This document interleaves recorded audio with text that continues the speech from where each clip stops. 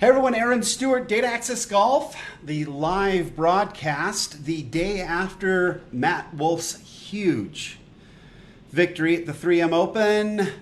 Let's jump in and get talking about this amazing win. Here we go.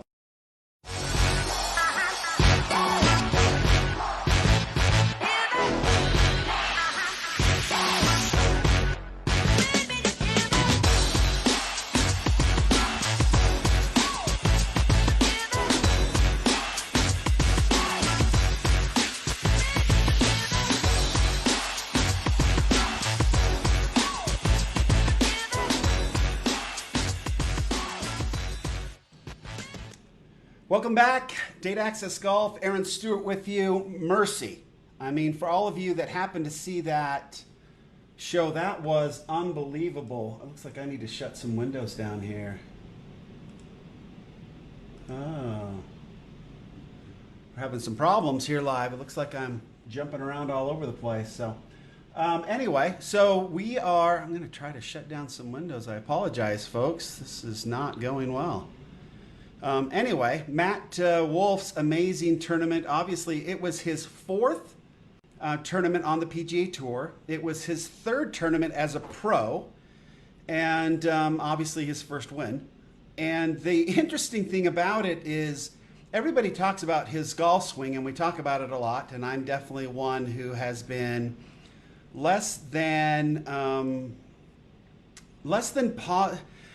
I don't necessarily have a problem with his golf swing because I think everybody should swing it the way they want to swing it, and everybody has their own idiosyncrasies. But I always talk about a golf swing under the guise that we as amateurs, I'm always looking at a golf swing as to would that be a good golf swing for an amateur or not, right? And so that's how I try to analyze things. And that's a golf swing you just would never teach an amateur ever. And because it is a very... some people say unorthodox. I would even say unnatural move. You really don't see any other movement like that really in all of sports. And it's not really one that you can duplicate where we've talked a lot about, there's a way to know what your body does to propel something. So if you much like Fred Shoemaker kind of teaches us to do, if you throw a golf club, if you propel a golf club down the fairway, your body moves a certain way. If you throw a ball, and another thing that we were learning on the body track and with Fred Shoemaker this year is if you throw a ball, you can see how your body moves, and your body moves beautifully and naturally. And so when you start doing some of these unorthodox moves, it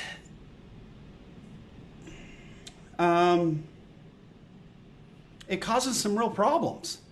Just because as an amateur, we don't have the opportunity to work on our games so much. And the Matt Wolff golf swing is one where there's so much variability in what he does that it creates a lot of timing in his golf swing. And as if his timing isn't on, then he doesn't play well. If his timing is on, then it's great. I mean, he can really do amazing things.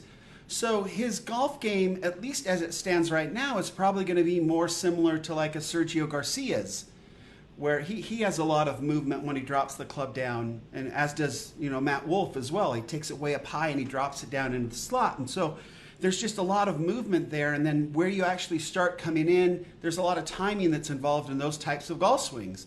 As amateurs, we don't have, and I'll say this too. I mean, Matt Wolff is so impressive because in order to swing and play so well with such an unnatural move, just means that he worked really hard and that he's super talented and he has amazing timing, that he has amazing athletic ability, that he has amazing eye-hand coordination. I mean, he is truly an amazing young man to be able to, but I believe that he would be far more consistent if he got rid of that.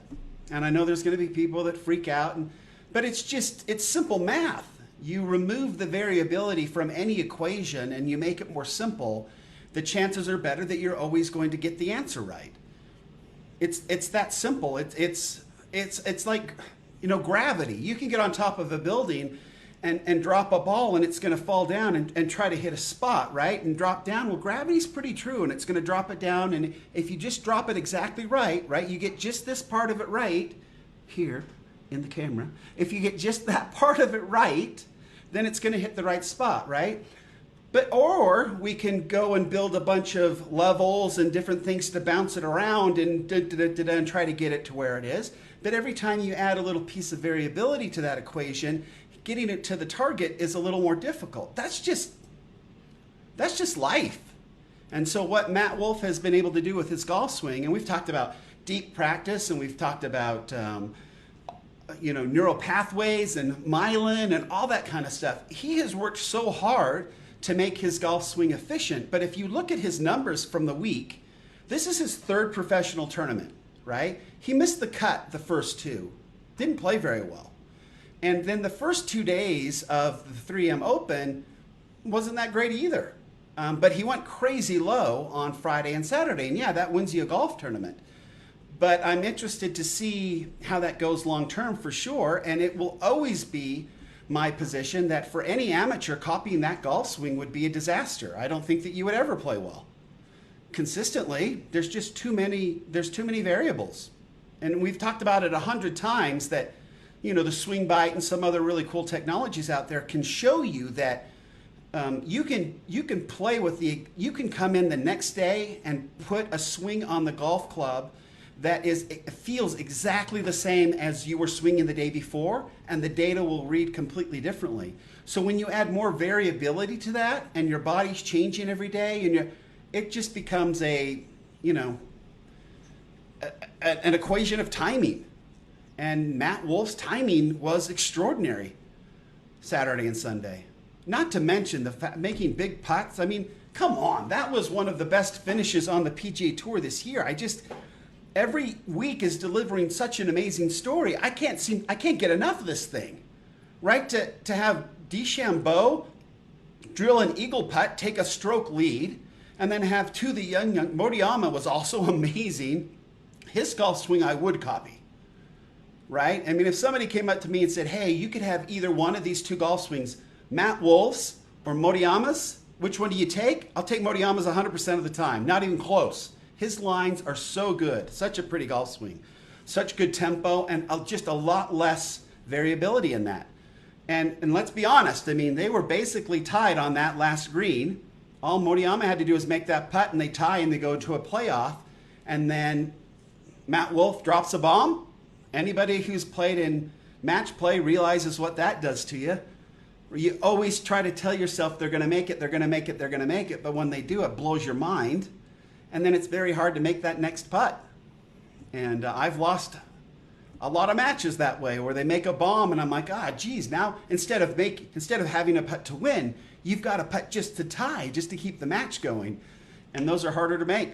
Just mentally they are. So anyway, amazing. It was an amazing weekend for sure. And wow, youngest guy since Jordan Spieth, all of that. Congratulations to Matt Wolff for sure. But I will never, ever say that an amateur should practice that golf swing, and I wouldn't have anybody practice that golf swing except Matt Wolff. He has put so much work into it. In fact, there was a really cool video out about how much work he's put in, that he worked so hard. And with that golf swing, I think he's always going to have to play that well. But hey, it is what it is, right? So he got the big victory. That's what it's all about. He got it done. But I would definitely take a different golf swing long term for him. So let's just jump into the data really quick. As we've been doing in past weeks, I create essentially a presentation. We go through some of the data to learn a little bit more about Matt Wolff and what he's all about, and then we'll go into some of the data. Now, previously, we've been looking at our benchmarks and comparing those, but we can't really do that this week because Matt Wolff has not been on the PGA Tour, so they have not been tracking his stats. So we have no 2018 stats to look at for him. That's just not available.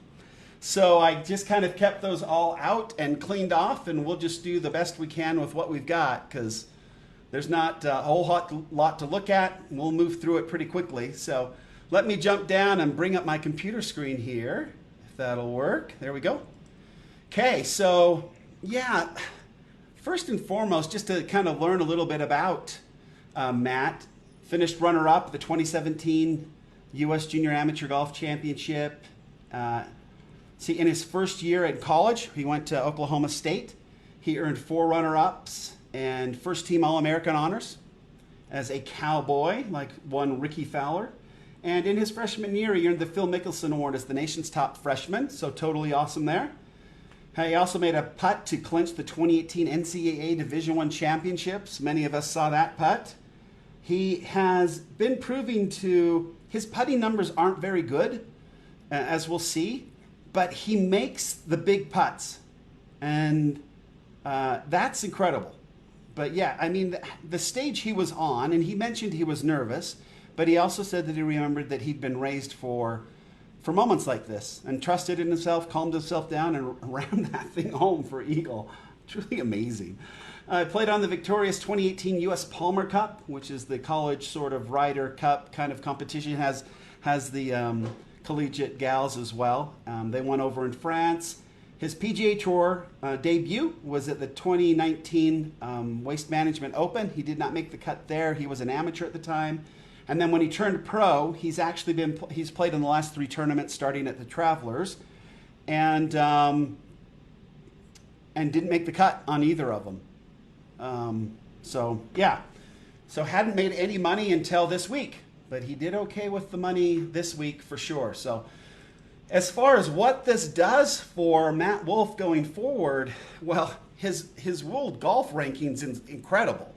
I mean, he went from 1659 in the world to 135th.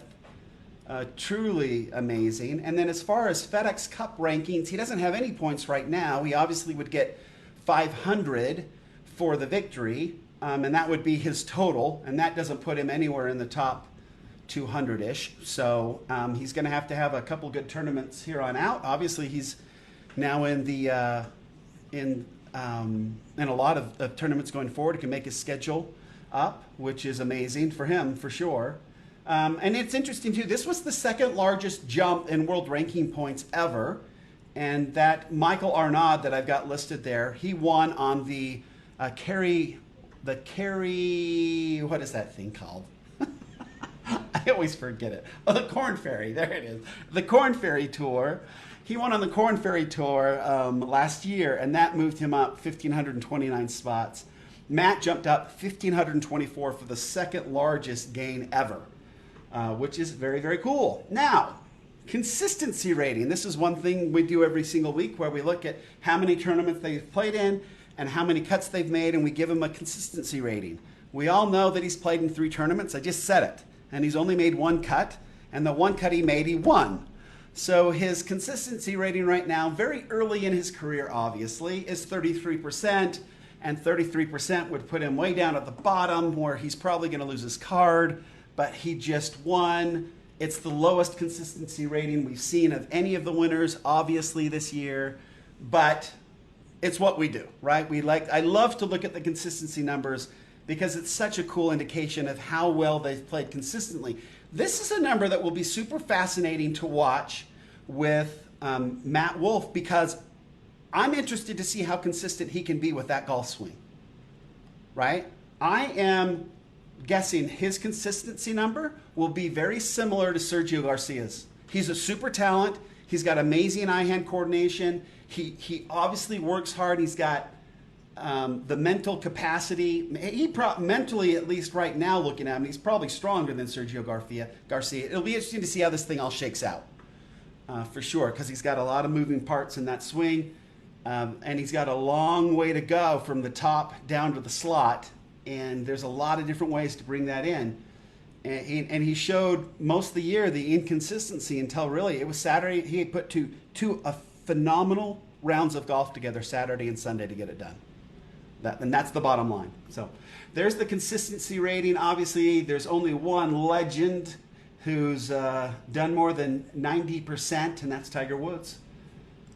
All right, so here's our benchmark numbers. These are not very exciting this week, and I apologize, but Matt Wolff got me. Because I've based all of these 2018, I've based all the benchmarks on 2018 numbers. Obviously, Matt Wolff does not have those. So we will just look at how he did with his numbers and compare to the benchmarks, and we'll just leave it at that for this week. Driving accuracy for the tournament, he was 68%. Now, Saturday and Sunday, that might be a cool way to look at it, because Saturday and Sunday he actually went up quite a bit and had an amazing tournament. I think greens in regulation were like 90% on Sunday, so incredible. But anyway, 68% for the tournament. Our benchmark is 55%, hitting fairways. So obviously he did very well there. Phil Mickelson and Tony Finau, Jimmy Walker are players that hit less than 55% of their fairways. Greens in regulation, 83%. And sometimes he was hitting some pretty gnarly spots. Very strong, generates a lot of club head speed, and was able to find the green very efficiently. That 90-something%, I think he was high 80s and then high 90s Saturday, Sunday, that brought it up quite a bit. Otherwise, he was quite average on Thursday and Friday for his greens and regulation. Sand saves, so 33%. He only got up and down one time out of 3. Our benchmark is 45%, so we would say work a little bit in the sand. One thing that you'll notice when Matt Wolff is in the sand is he doesn't do that great big huge knee kick, his big trigger for his swing, which makes sense. You're basically standing in a foundation that moves, so you don't want to go too crazy and change the lie. But he does not have that same kick. I don't know if that affects his efficiency out of the sand or what.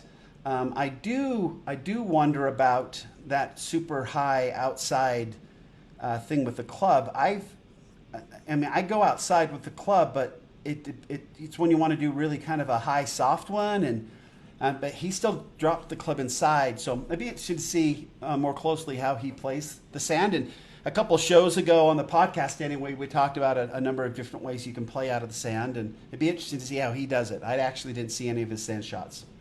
So strokes gained putting, .675. He definitely did not win on his putter. And a lot of tournaments this year, we've seen guys winning with their putter, although he made big putts when they mattered. That 18th hole, 26-footer for eagle, take it away from DeChambeau and then put all that pressure back on Moriyama was unbelievable. One of the best putts we've seen all year for sure, and a cool reaction too, really amazing. All right, scrambling for the tournament, only up and down half the time. Our benchmark there is 55%. So based on our benchmarks, we would say, hey, spend some time in the sand and spend some time around the green, working on your up and down game there. Our benchmark is 55%. Obviously, he was at 50%, so below that benchmark. Essentially saying anywhere in here, folks, as we're looking at our games, if we drop below those benchmark numbers, then that's the part of the game we should be working on. And if we are above those numbers, then let's look for something else to work on. So we just are utilizing our time in the most effective way. So we're always working on the part of our game that's weakest. So that's all we've got for Matt Wolff in this particular one. So we get to jump right into the money now, which is cool. I mean, this is actually pretty funny here. You'll get a good kick out of this. He's essentially taken over the number one spot in money per cut, right? Because he's made one cut and he won the tournament that he made. But anyway, his prize money for his week of hard work was $1.152 million. His total score for the week was 263 strokes. So take that 1.152 million divided by 4. He made $288,000 a day. And then if we average that out by 5-hour rounds, he made $57,600 per hour, which works out to be about $4,400 per stroke, right? Divided by that 263. So his career earnings so far to date, $1.152 million. One check from one win, and that's it. He's been cut every other tournament. So his grand total of money per cut is $1.152 million, which puts him in first place. Oh man, which is hysterical. Tiger Woods used to lead the list, and this is essentially the list of players that have won this year and how much they make per cut. Tiger Woods did lead the list with $367,421 per cut made. But now, Matt, at least for a little while, is going to lead this list until he plays, 3 or 4 more tournaments. And if he wins another one, then it might be till next year before he falls down and loses that top spot. So pretty interesting stuff for sure there. I should probably change it, right? So you have to have at least 20 starts or 10 starts or something like that to qualify for this. But it's not the way we've done it in the past, so we'll leave it alone for now. Anyway, so congratulations to Matt Wolff. As you know, I usually save these last screens for, and when you go to PGAtour.com, they have these stats pages, and if you're leading in one of the categories, if you're in the top 10 or top 5 in one of the categories, I'll grab those screens and bring them up here. But Matt Wolff isn't even on the PGA Tour yet. We would assume that he will accept the membership probably today. And then all the good stuff that comes along with it will be part of it, including the 500 FedEx Cup points. And I don't know where that was going to make him ranked. I know we had this little screen up here. We know he's 135th in the world, and we don't know where he is as far as FedEx Cup points are right now. So anyway, that's essentially it for this Data Monday. I know it's a short one. Normally we have a lot more data to look at. Congratulations to Matt Wolff. Really congratulations to the world of golf. We got a glimpse of the future of golf this weekend, of a lot of young 20-year-olds, DeChambeau, Moriyama, Wolff. I mean, a lot of good young players that are going to be around for a very long time. And it was cool, too. I heard in the interview that Matt Wolff talking about his good buddy, this Moriyama kid and how they played together and even in high school and played junior golf together. And to have them all coming up, and Matt talked about how it was very comfortable to play together because they'd been playing since they were kids, and that was part of the reason he was able to stay calm and play well. Well, Moriyama actually got earned enough points with his second place finish to get temporary status to take all the exemptions he wants till the end of the year. So we'll see if he can get up into the top 125 and be on the tour full time next year. But yeah, truly amazing. I guess you would definitely expect Matt Wolff. Yeah, I'll be interested to see where he pops in there at the FedEx Cup, for sure. See where he shows up in there. But anyway, really interesting week. Totally fun week of golf. An amazing finish. The young guns were just not backing down, and it was brilliant. Totally fun to watch. So until next time, Aaron Stewart saying thank you. I guess. Oh, I should have brought this back, although nobody wants to see me. So thank you for joining me on this live. Again, celebrating Matt Wolff's big win. And I think it's awesome. He plays the game the way he wants to play it. But it's definitely not a golf swing I would let my kids use. And it's not a golf swing that I would recommend any amateur use. Because frankly, fellas, we just don't have, or frankly, folks, we just don't have the time required to make a swing like that work consistently. And Matt does, and he's worked hard to make it work for him, and it worked well, and he got the job done and made the big putt when he had to. And you have to just take your hat off to him and just say, wow, it was an amazing display of golf, no question about it. So till next time, Aaron Stewart saying better data always means better golf, and we are in really great shape in this great game going forward, no question about it. Thanks.